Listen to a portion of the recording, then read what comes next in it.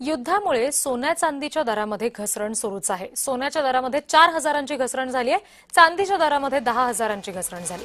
सोनं प्रतितोळा 1,51,000 रुपयांवर आलंय, चांदी प्रति किलो 2,40,000वर आहे। या संदर्भात सुवर्ण व्यावसायिक गिरीश डेरे आणि ग्राहक यांच्याशी आमचे प्रतिनिधी जुगल पाटील यांनी संवाद साधलाय, बघूया। अमेरिकन आणि इराणमध्ये जी युद्धजन्य परिस्थिती निर्माण झालेली आहे, त्याचप्रमाणे कच्च्या तेलाकडे गुंतवणूकदार वळलेले आहे। रुपयाच्या तुलनेत डॉलर हा कुठेतरी मजबूत झाल्याने सातत्याने सोने चांदीच्या दरात चढ उतार होताना बघावयास मिळत आहे। या संदर्भातलीच बातचीत करण्यासाठी आमच्या सोबत सुवर्ण व्यावसायिक गिरीश डेरे आहे, आम्ही त्यांच्याकडून जाणून घेणार आहोत। सर, काय सांगणार, जळगावच्या बाजारात सातत्याने सोने चांदीमध्ये चढ उतार होताना बघावयास मिळत आहे। युद्धजन्य परिस्थितीचा कुठेतरी परिणाम जळगावच्या सुवर्ण नगरीवर झालेला आहे।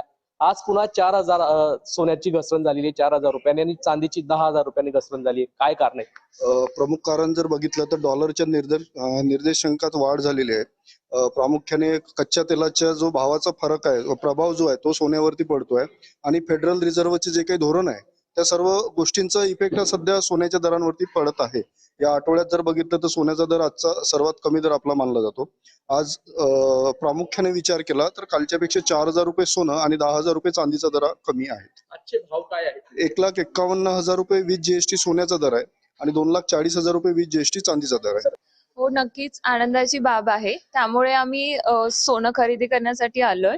तर आधीचे भाव बघितले तर आजच्या भावामध्ये बराच फरक आहे, त्याच्यामुळे आम्ही चांगलं म्हणजे आनंद वाटतोय आम्हाला। जुगल पाटील, जय महाराष्ट्र, जळगाव।